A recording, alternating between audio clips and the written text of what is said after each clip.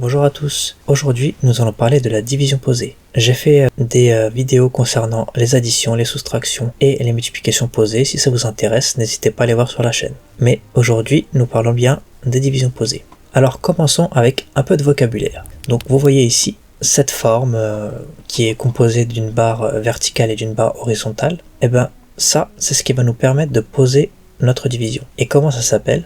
Ça s'appelle une potence. D'accord? Maintenant, il va y avoir trois mots à apprendre aussi. Le nombre qui se situe en haut à gauche, on appelle ça le dividende. C'est le nombre qui va être divisé. D'accord? On va le diviser par quelque chose. Ce qui va permettre de le diviser, ça s'appelle le diviseur. Donc vous voyez juste à droite. D'accord? Et le résultat de notre division, il s'appelle le quotient, juste en dessous du diviseur. Ensuite, il y aura une série d'opérations qui va se dérouler sous le dividende. Et à la fin, il y aura le reste. D'accord? Donc, le dividende, c'est le nombre que l'on va diviser. Le diviseur, c'est le nombre qu'on va utiliser pour diviser le dividende. Le quotient, c'est notre résultat. Et le reste, c'est le reste. Maintenant, nous allons voir la division euclidienne. Donc, on va commencer avec un exemple. 523 divisé par 8. Donc, le dividende, c'est 523. Et le diviseur, c'est 8. D'accord? Donc, ce qu'on va essayer de faire, c'est qu'on va partir de la gauche du dividende et essayer de voir s'il y a un multiple de 8 qui nous permet d'obtenir le nombre du dividende. Donc on va commencer avec 5, d'accord? Le 5 du 523. Est-ce qu'il y a un multiple de 8 qui peut nous permettre d'obtenir 5 ou quelque chose de proche de 5 mais toujours en dessous de 5, d'accord? Donc là, non, puisque 5 est plus petit que 8, donc c'est pas possible. Donc on va essayer avec 52. Est-ce qu'avec 52 on peut avoir un multiple de 8 qui est inférieur ou égal à 52, d'accord? Donc on regarde, on va essayer, on sait que on peut, si vous voulez, vous pouvez écrire votre table de 8 pour vous aider, mais là j'ai mis, on va dire, un encadrement assez proche. Donc là on a 8 x 5, 40, donc 8 x 5, 40, c'est inférieur à 52, donc ça passe. On essaye 8 x 6, ça fait 48, donc c'est toujours inférieur à 52, donc c'est bon. On essaye 8 x 7, là ça fait 56, ça dépasse 52, donc là c'est pas bon. Donc on va utiliser 8 x 6. Comment on va faire? On va mettre un 6 au niveau de la zone où il y aura le quotient, et on va mettre le résultat de notre opération 6 x 8 qui fait 48 sous le 52, vous voyez. Ensuite, on va faire une soustraction, donc entre le 52 et le 48, d'accord. Il va y avoir donc notre résultat de notre soustraction qui fait 4. Ensuite, on va descendre le 3 du 523 au niveau du 4, donc là maintenant on n'a plus 4 mais 43, d'accord, en tant que reste. Et donc là, on va faire la même chose qu'au début. Donc on va essayer de voir si dans la table de 8, on a un multiple qui est inférieur à 43 ou égal à 43. Donc on cherche, on va faire notre table de 8, donc comme tout à l'heure, hein. On a 8 x 4, 32, donc ça c'est bon. 8 x 5, 40, donc là c'est bon, c'est toujours inférieur à 43. Et après on a 8 x 6, ça fait 48, donc là c'est trop grand. On repasse à 8 x 5, d'accord? On rajoute notre 5 à côté du 6. Donc là maintenant on a 65 au niveau du quotient. Et on sait que 8 x 5 ça fait 40. Donc sous notre 43, on met 40.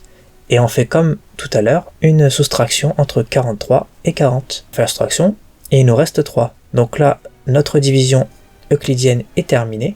Alors pour rappel, la division euclidienne c'est une division entre deux nombres entiers qui donne un quotient qui est lui aussi entier et un reste. Et le reste doit être inférieur au diviseur. D'accord? Donc 523 divisé par 8 a un quotient de 65 et il reste 3.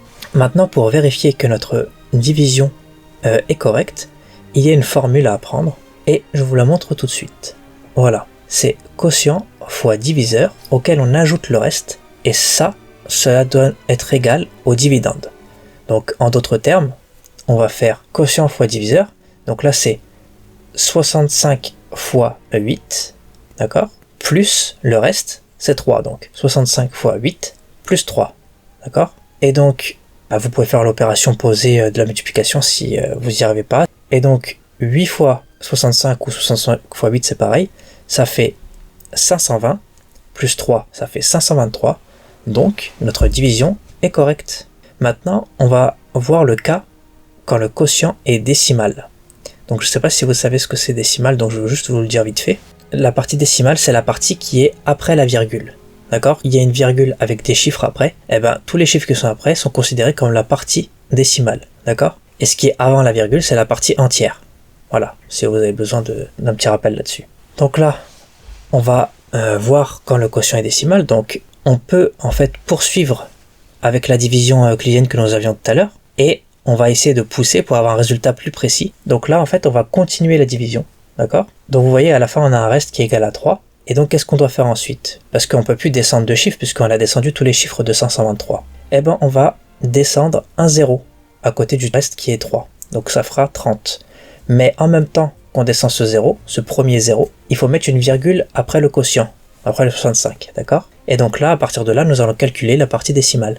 Donc là, nous avons 30. On fait la même chose que ce qu'on a fait tout à l'heure. On doit savoir s'il y a un multiple de 8 qui est inférieur ou égal à 30. Donc dans notre table de 8, on regarde. Donc 8 x 2, 16. 8 x 3, 24. 24, c'est toujours inférieur, donc c'est bon. On va essayer 8 x 4. Ça fait 32.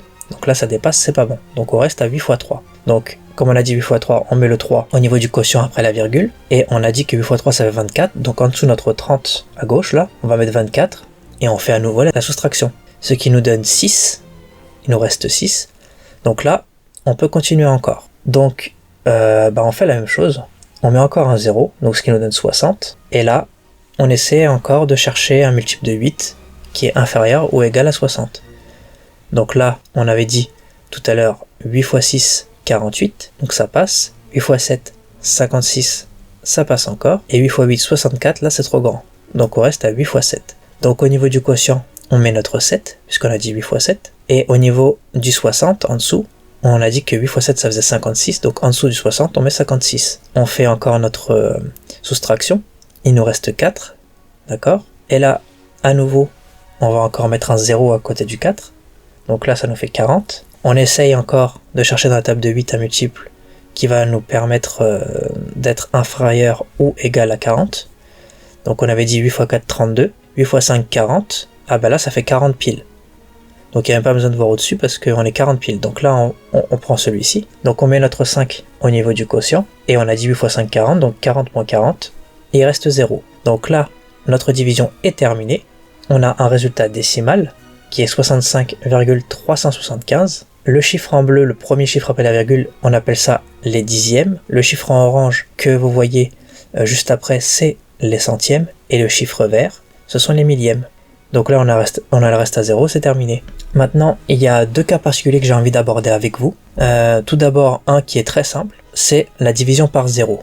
Vous n'avez pas beaucoup de choses à savoir, c'est que c'est impossible de diviser par 0, donc on ne fait pas cette division-là. D'accord? Le deuxième cas, c'est lorsque le dividende est plus petit que le diviseur. Par exemple, ici, vous avez 2 divisé par 8. Là, vous vous dites, ah mais c'est pas possible, puisqu'il est plus petit que 8, donc on ne pourra pas trouver un multiple de 8 qui sera inférieur ou égal à 2. Et bien là, ce qu'on fait, c'est qu'au niveau du quotient, on écrit 0, d'accord? Parce que en fait, 8 x 0, c'est la seule possibilité dans la table de 8 qui peut nous permettre d'être inférieur à 2. Donc là, on a dit 0, donc 8 x 0, ça fait 0, donc on met 0 en dessous au niveau du 2. Donc là, on fait la différence. 2 moins 0, ça fait 2. Et là, on fait comme d'habitude, hein.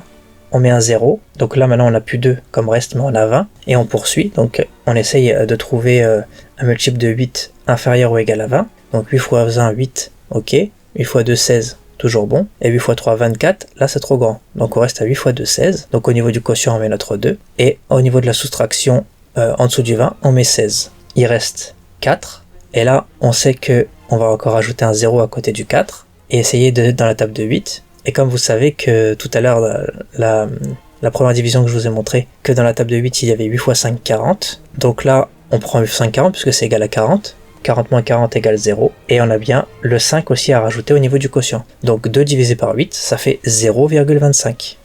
D'accord? Enfin, nous avons le troisième cas. Le troisième cas, c'est le cas où la partie décimale du quotient est infinie. Donc comme vous pouvez le voir dans cet exemple, nous avons 100 divisé par 3 qui nous fait 33,33333 et ça s'arrête jamais. Vous pouvez le voir aussi que ça s'arrête jamais au niveau des soustractions qu'il y a sur la gauche. Vous voyez qu'on a 10 moins 9, il reste 1, on rajoute le 0. On prend encore 10 moins 9, il reste 1, on rajoute le 0. Et 10 moins 9, il reste 1. À chaque fois, ce sera comme ça. Donc on voit que le calcul ne se terminera jamais. Et d'ailleurs, il y a aussi des fois où forcément que le même chiffre. Ça peut être par exemple 33,3434343434. Quand vous voyez que ça se répète comme ça de manière infinie, il faut arrêter le calcul et vous ne pourrez pas avoir de valeur exacte. D'accord? Il n'y aura pas de résultat exact à cette division. Donc ce qu'on peut vous demander par contre, c'est une valeur approchée. Et là tout à l'heure on a parlé des dixièmes, des centièmes et des millièmes, tout simplement parce qu'on va pouvoir vous demander des valeurs approchées du résultat, une valeur approchée au dixième, donc dans ce cas ce serait 33,3, puisque un chiffre après la virgule, on a dit que c'était les dixièmes. Si vous voulez une valeur approchée au centième, ce sera 33,33, puisqu'on a dit que les centièmes c'était deux chiffres après la virgule. Et enfin, si on veut une valeur approchée au millième, là nous aurons 33,333. D'accord? Donc voilà pour ce cas. Maintenant, je vais vous donner un petit exercice vraiment très simple. C'est juste pour vérifier que vous avez bien compris ce que nous avons fait. Vous avez deux divisions à réaliser. Donc 312 divisé par 3 et 596 divisé par 16. Et vous devez me trouver le quotient de ces divisions. D'accord? Donc vous pouvez mettre la vidéo sur pause et donc essayer de les faire sur un papier, sur une ardoise. Après, on voit ça ensemble. D'accord? Allez, à tout de suite.